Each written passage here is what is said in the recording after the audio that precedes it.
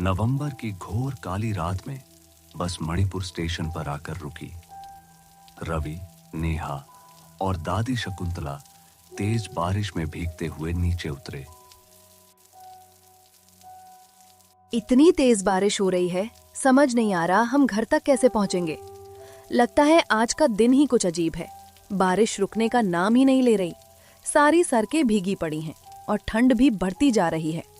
पता नहीं कब तक ऐसे ही फंसे रहेंगे। नेहा, तू हर बात पे इतनी भड़क क्यों जाती है यार? बारिश रुक नहीं रही तो हमें बारिश में ही जाना पड़ेगा ना। हर चीज हमारे हिसाब से थोड़ी होती है। कोई स्पेशल बस तो हमें भर के दरवाजे तक छोड़ने नहीं आएगी। तुम दोनों फिर से शुरू हो गए। लड़ने झगड़ने के अलावा और कुछ सूझता नहीं तुम्हें? हर बार वही बात, वही तकरार। चुपचाप चलो अब।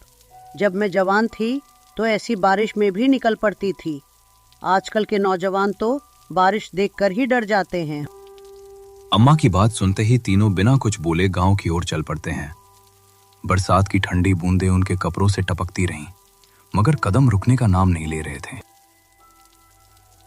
रास्ते में चलते चलते उन्हें चौपाल के पास बैठे कुछ लोग दिखाई देते हैं। उनके चेहरों पर न मुस्कान थी, न कोई दुख। एकदम खाली, बेजान। ऐसा लग रहा था मानो वे इंसान नहीं, पत्थर की मूर्तियां बनकर बैठे हों। अरे शकुंतला बहन, इतने सालों बाद तुम्हें यहाँ देख रहे हैं, वो भी ऐसी बरसाती रात में। तुम्हारा पति गया था, उसके बाद तो आज पहली बार दिख रही हो। कई बरस बीत गए, सब पूछ रहे थे तुम्हारा हाल। अचानक यहाँ कैसे आना हुआ? श्यामलाल, तुम? मैं तो यहाँ बस एक काम से आई थी, तो सोचा जाते जाते अपना गांव, अपना घर एक बार देख लूं। लेकिन तुम इस वक्त चौपाल पर क्या कर रहे हो? ऐसी रात में तो कोई बाहर नहीं निकलता। तुम कैसे बैठे हो यहाँ?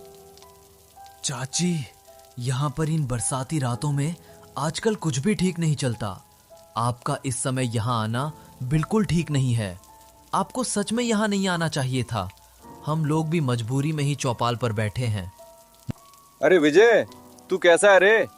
बचपन में तो मैं तुझे खूब डराया करता था और आज तू ही हमें डराने लगा। बचपन वाली तेरी आदतें अभी तक गई नहीं लगती। वो ही पुराना डरपोक सरीखा अंदाज, बस अब बातें बड़ी कर लेता है। रवि, तू बचपन में भी किसी बात को सीरियस नहीं लेता था और अब भी वही हाल है।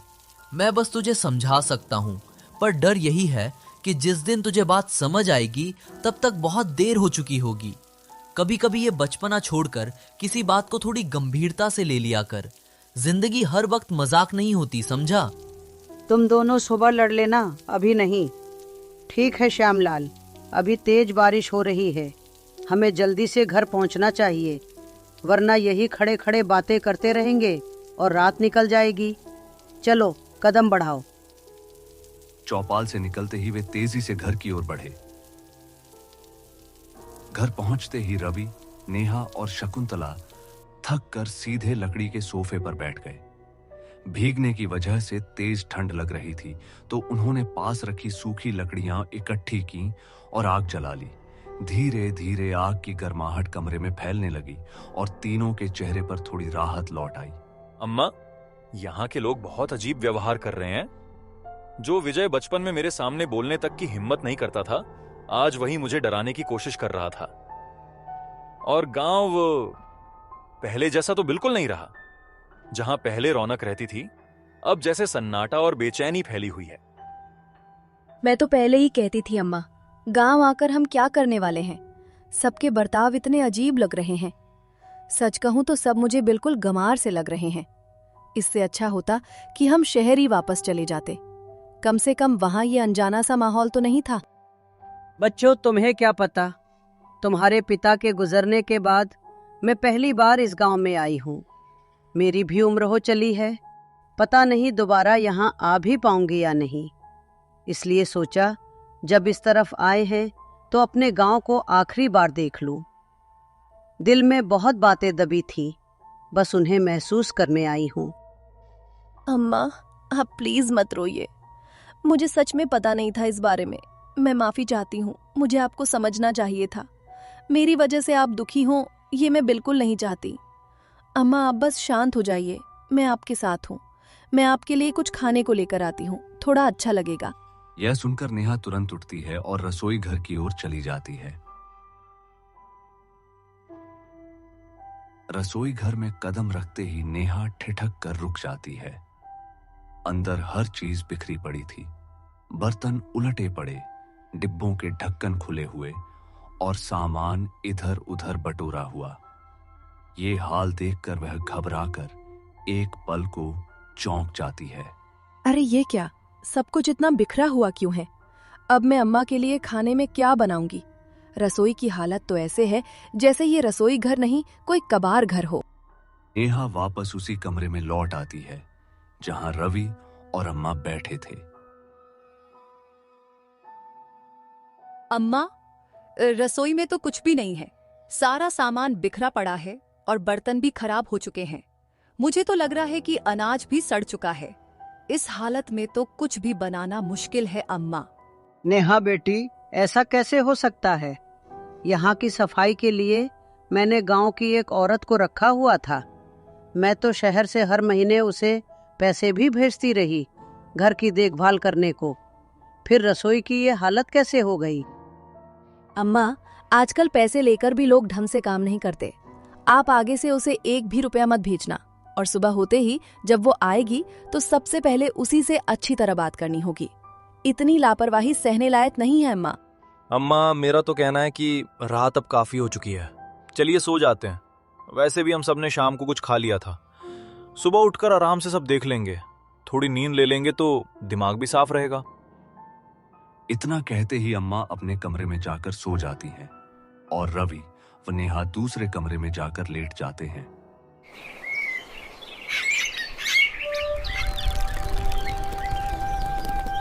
अगली सुबह नेहा मंदिर के लिए निकलती है। वह मां दुर्गा की सच्ची भक्त थी और हर रोज उनके दर्शन करने मंदिर जाया करती थी। आज भी बिना देर किए वह चुपचाप घर से बाहर निकल गई। गांव के मंदिर में पुजारी जी पहले से ही खड़े थे और कुछ गांव की औरतें हाथ जोड़कर मां के सामने श्रद्धा से खड़ी थीं। नेहा मंदिर के पास पहुंचती है।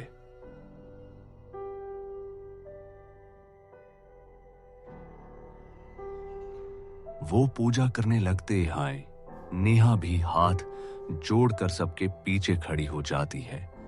अरे बेटी, तुम कौन हो? पहले तो इस गांव में तुम्हें कभी नहीं देखा। किस घर की हो तुम और कब आई थी यहाँ? गांव में आजकल बाहर वालों का आना बहुत कम हो गया है, इसलिए पूछा। इतनी सुबह सुबह अकेली मंदिर पहुंच गई। सब ठीक तो है ना? पुजारी जी, मैं शकुंतला अम्मा की बहू हूँ। हम लोग शहर से कल रात ही यहाँ आए हैं। अम्मा का बहुत मन था कि वे अपने गांव का हाल देखें, इसलिए हमने सोचा कि 2-3 दिन यहीं रुक जाएं। आज सुबह मैं माँ दुर्गा के दर्शन के लिए मंदिर चली आई ताकि पूजा करके अम्मा का आशीर्वाद भी लें। बेटी, तो शकुंतला भी आई है क्या? उसे देखे हुए तो बहुत समय हो गया। लेकिन एक बात बताऊं, इस वक्त गांव में कुछ भी ठीक नहीं चल रहा। लोग तो यहाँ से धीरे धीरे गांव छोड़कर जा रहे हैं और ऐसे समय में तुम लोग यहाँ आ गए। ये बात थोड़ी चिंता की है बेटी। क्यों ताई, यहाँ क्या हो रहा है? कल रात जब हम चौपाल से गुजरे थे वहां भी कुछ लोग मिले थे। सबके चेहरे उतरे हुए थे और वो हमें भी इसी तरह की चेतावनी दे रहे थे। कोई ठीक से बता भी नहीं रहा कि असल में बात क्या है। आखिर इस गांव में ऐसा क्या हो रहा है कि लोग डरकर घर छोड़ने लगे हैं? क्या कह रही हो बेटी? चौपाल पर तुम्हें लोग मिले? हे भगवान, ये बिल्कुल अच्छा संकेत नहीं है। बेटी, इस गांव में रात होते ही कोई भी बाहर नहीं निकलता। जो लोग तुम्हें दिखाई दिए थे वो इंसान नहीं थे। वे तो बस इंसानों का रूप धारण करके जीने वाली बुरी शक्तियां हैं। पुजारी जी, ये आप क्या कह रहे हैं? अब हम क्या करें? हमें तो कुछ समझ ही नहीं आ रहा। ये कैसी बुरी शक्तियों की बात कर रहे हैं आप? कल रात जिनसे हम मिले थे वो अगर इंसान नहीं थे तो फिर थे क्या? आप साफ साफ बताइए, मुझे बहुत डर लगने लगा है। बेटी, ये जो बुरी शक्तियां हैं ना, ये इंसान पर कब्जा कर लेती है। सुना है गांव से थोड़ा दूर जंगल के पार एक गुफा है, उसी से इनका साया फैलता है। जो भी इंसान इनके चंगुल में आ जाता है ये उसी का रूप ले लेती हैं और उसकी जिंदगी जीने लगती है। धीरे धीरे असली इंसान गायब होता जाता है, जैसे उसकी मौजूदगी मिट रही हो। और जब वो पूरी तरह खो जाता है, तब ये कोई नया शिकार ढूंढती हैं। बेटी, इन्हें पहचानने का बस एक ही तरीका है। शुरू शुरू में ये इंसान के दिमाग पर पूरा कब्जा नहीं कर पाती, इसलिए इनकी हरकतें थोड़ी बदली बदली लगती हैं। इनका शरीर हमेशा ठंडा रहता है और चेहरे पर न हंसी होती है न ही कोई उदासी, बस एक खालीपन। और जब ये इंसान का दिमाग पूरी तरह पढ़ लेती हैं, तब ये बिल्कुल उसी की तरह बोलने चलने लगती हैं। पहचान पाना लगभग नामुमकिन हो जाता है। बेटी, बस एक बात हमेशा याद रखना, रात के 8 बजे के बाद कोई भी घर से बाहर मत निकलना। जो भी 8 बजे के बाद बाहर जाता है, ये शक्तियां उसी पर कब्जा कर लेती हैं। कल तुम और तुम्हारा परिवार इसलिए बच गए क्योंकि 8 बजने से पहले ही घर के अंदर पहुंच गए थे। इस नियम को हल्के में मत लेना, वरना बहुत बड़ा अनर्थ हो सकता है। ये सब सुनकर नेहा घबरा जाती है और तेज कदमों से घर की तरफ निकल पड़ती है। पुजारी जी की बातें उसके दिमाग में गूंज रही थीं और वह बिना पीछे देखे सीधे घर की ओर बढ़ती चली गई। घर पहुंचते ही नेहा घबराई हुई सांसों के साथ सीधे अम्मा के पास जाती है। वह बिना समय गंवाए अम्मा को सारी बात बता देती है। पुजारी जी ने क्या कहा, गांव वालों के जाने का कारण क्या है, और वहां खड़ी काकी ने जिन बुरी शक्तियों के बारे में चेतावनी दी थी, वो सब। अम्मा नेहा की बात सुनकर गंभीर हो जाती है, जैसे उन्हें किसी पुराने डर की याद आ गई हो। इसका मतलब बहुत साल पहले तुम्हारे बाबा भी इसी तरह गायब हुए थे। तब गांव वालों को इन बातों का कोई पता नहीं था, इसलिए कोई समझ नहीं पाया कि उनके साथ क्या हुआ। हम सबको तो यही लगा था कि वो हमें छोड़कर कहीं चले गए, या फिर शायद अब इस दुनिया में नहीं रहे। अम्मा, मुझे लग रहा है कि हमें यहाँ बिल्कुल नहीं आना चाहिए था, लेकिन अब जब आ ही गए हैं तो हमें पुजारी जी के बताए हुए नियमों का पूरा ध्यान रखना होगा। रात के 8 बजे के बाद किसी हालत में घर से बाहर नहीं निकलना है। बस यही हमें बचा सकता है अम्मा। क्या 8 बजे के बाद? हे भगवान, रवि तो आज बाहर गया है। कह रहा था कि आते आते शाम पड़ जाएगी। पहले मेरा पति मुझसे इसी तरह दूर हुआ। हे भगवान, मेरे बेटे को सही सलामत घर ले आना, उसे कुछ नहीं होना चाहिए। अम्मा, ऐसा कुछ नहीं होगा, रवि बिल्कुल ठीक होगा। माँ उस पर अपनी कृपा रखेंगी, आप चिंता मत कीजिए। शायद वो 8 बजे से पहले ही घर आ जाए। उस रात रवि देर से लौटता है और चारों तरफ अंधेरा पसरा होता है। अचानक घर की घंटी बजती है। नेहा डर और उम्मीद के मिश्रित एहसास के साथ दरवाजा खोलती है और वह देखती है कि बाहर रवि खड़ा है। नेहा की सांस जैसे रुक सी गई हो। डर और राहत एक साथ उसकी छाती में घुल गई। रवि को देखकर उसके अंदर अचानक जीवन लौट आया और वो बस खड़ी रह गई, उसे निहारते हुए। जी, आप आ ही गए, इतनी देर कर दी। अम्मा तो सो रही थी, मैं भी बहुत घबराई हुई थी। सब ठीक तो है ना? रास्ते में आपको कुछ परेशानी तो नहीं हुई? कोई झटका या डर का सामना तो नहीं करना पड़ा? हम यहाँ बहुत चिंता कर रहे थे, लगातार यही सोचते रहे कि आप सुरक्षित घर पहुंच जाएं। हाँ नेहा, कुछ नहीं हुआ। तुम ऐसे क्यों इतनी घबराई हुई लग रही हो? इतनी देर तक बाहर खड़े रहने के बाद तुम्हें डर लगना तो स्वाभाविक है, लेकिन अब सब ठीक है। क्या मुझे बाहर ही खड़ा रखना चाहती हो, या अब अंदर भी आने दोगी ताकि हम आराम से बैठकर बात कर सकें? दोनों अपने कमरे में चले जाते हैं। नेहा रवि को देखकर थोड़ी राहत महसूस करती है। उसे लगता है कि अब सब ठीक है, लेकिन उसके चेहरे पर हल्की सी घबराहट अभी भी दिख रही थी। उसके दिमाग में पुजारी जी और काकी की बातें बार बार घूम रही थीं और रात की उन चेतावनियों की याद उसे चैन नहीं लेने दे रही थी। नेहा, क्या हुआ? तुम इतनी घबराई हुई क्यों लग रही हो? तुम मुझे ऐसे देख रही हो जैसे मैं कोई अजनबी हूं। मैं तो तुम्हारा रवि हूं, वही जिसे तुम हमेशा जानती और भरोसा करती रही हो। बताओ, ऐसा क्यों हो गया कि तुम्हारी आंखों में डर दिख रहा है? नहीं नहीं, ऐसी कोई बात नहीं है। मैं बस गांव के मंदिर गई थी। वहां पुजारी जी और कुछ गांव की औरतें मिली थीं। उन्होंने कुछ बातें बताईं। इसी वजह से मुझे चिंता होने लगी थी, इसलिए मैं थोड़ी घबराई हुई लग रही थी, कुछ और नहीं। अरे नेहा, छोड़ो ये सब बेकार की बातें। आओ जरा मेरे पास आओ। याद है तुम्हें उन ठंडी रातों का वक्त जब हम पहली बार मिले थे? तुम मेरी बाहों में थी, कांपती हुई, और मैं तुम्हें संभाल रहा था। वो पल आज भी बिल्कुल वैसे ही याद है मुझे। आओ नेहा, पास आओ मेरे। ये बात सुनकर नेहा के रोंगटे खड़े हो गए। उसे याद आया कि वे पहली बार ठंडी रातों में नहीं बल्कि गर्मियों में मिले थे। इससे उसके मन में तुरंत शक पैदा हो गया।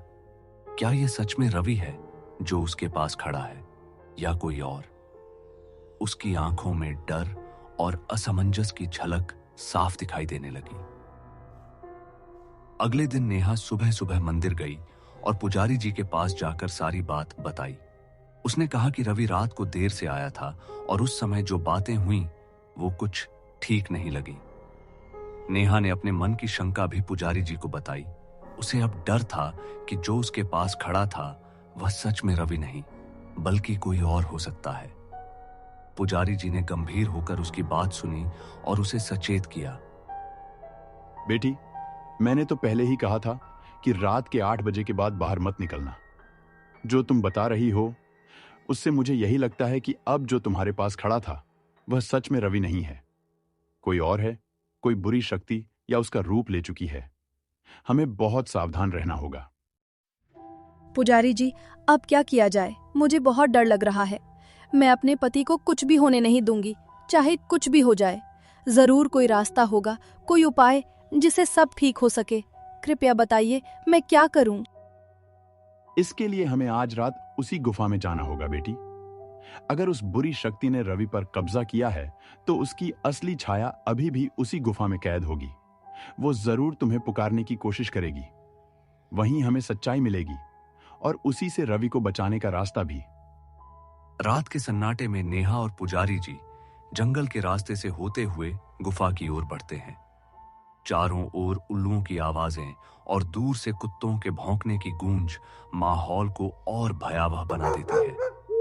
नेहा हर कदम डर डर कर रखती है, पर फिर भी आगे बढ़ती जाती है। कुछ दूर चलने के बाद अंधेरे में गुफा का धुंधला सा आकार दिखाई देता है। दोनों धीरे धीरे उसके पास पहुंचते हैं और हिम्मत जुटाकर अंदर कदम रखते हैं। गुफा के अंदर पहुंचते ही उनके पैरों तले जमीन खिसक जाती है। भीतर कई आकृतियां रस्सियों से बांधी हुई थीं। पहली नजर में वे पुतले लगती थीं, लेकिन पास जाकर साफ हो गया कि वे पुतले नहीं, इंसान थे जो अब इस दुनिया में नहीं रहे और आगे बढ़ते हैं जहां एक और शरीर बंधा हुआ मिलता है। लेकिन इस बार उसकी आंखों से लाल रोशनी चमक रही थी। पुजारी जी समझ गए, यही रवि है। बेटी, रवि की छाया यही है। इस बंधे हुए शरीर को देखो। इसकी आंखों में अभी भी रोशनी बाकी है, यानी इसमें जान बची हुई है और उस बुरी शक्ति ने इसे पूरी तरह नहीं निगला। हमें तुरंत रवि की छाया से बात करने की कोशिश करनी होगी। यही एक रास्ता है उसे वापस लाने का। रवि, कहाँ हो तुम? क्या तुम्हें मेरी आवाज सुनाई दे रही है? मैं तुम्हारी नेहा हूँ, तुम्हारी ही नेहा। रवि, प्लीज मुझसे बात करो। अगर एक भी पल के लिए तुम मुझे सुन पा रहे हो तो कोई निशानी दो, कुछ तो कहो। मैं यही हूँ, तुम्हें छोड़कर कहीं नहीं जाऊंगी। नेहा, मैं यही हूँ, बस तुम्हारी आवाज का ही सहारा था, तभी तक टिका हुआ हूँ। मुझे पता था तुम मुझे ढूंढते हुए एक न एक दिन यहाँ जरूर आओगी। मैं इस गुफा में कसकर बंधा हूँ। हिलना तो दूर, सांस लेना भी भारी हो रहा है। ऐसा लग रहा है जैसे कोई मेरी रूह को अंदर से खींच रहा हो। मेरी ताकत, मेरी यादें सब धीरे धीरे मुझसे छीन ली जा रही हैं। नेहा, अगर देर हुई ना तो मैं शायद हमेशा के लिए खो जाऊंगा। रवि बेटा, तुम बिल्कुल चिंता मत करो। हम तुम्हें यहां से जरूर बाहर निकालेंगे। लेकिन पहले तुम हमें यह बताओ कि वो शैतानी शक्ति तुम्हें क्या कहती थी, क्या चाहती थी? जहां तुम इस वक्त बंधे हो वहां कोई ना कोई सुराख, कोई कमजोरी जरूर होगी। ऐसा सुराग जिससे हमें पता चले कि तुम्हें बाहर कैसे निकाला जाए। बोलो बेटा, हमें हर छोटी बड़ी बात बताओ ताकि हम तुम्हें इस अंधेरे से छुड़ा सकें। पुजारी जी, वो शैतानी शक्ति हर रात मेरे पास आती है। वो कहती है कि इंसान का डर उसका खाना है और मैं उसका अगला शिकार हूं। गुफा के बिल्कुल बीच में एक पत्थर है, उसके नीचे कोई पुरानी मिट्टी की गुड़िया है। वही इस बांध का राज है। अगर वो गुड़िया टूट जाए तो शायद मैं आजाद हो सकता हूं, पर गुफा में जैसे ही रवि की बात अधूरी रह गई, अचानक पूरी गुफा एक भारी दहाड़ के साथ कांप उठी। नेहा घबरा गई, उसका दिल सीने में धड़ धड़ करने लगा। पुजारी जी तुरंत उसका हाथ पकड़ लेते हैं और धीमी पर तेज आवाज में मंत्र पढ़ना शुरू करते हैं। मंत्र के साथ ही उनके आसपास हल्का सा घेरा बन जाता है। गुफा के कोनों से धुंध धीरे धीरे रेंगते हुए उनकी ओर बढ़ती है, पर मंत्र का घेरा उसे पास आने से रोक देता है।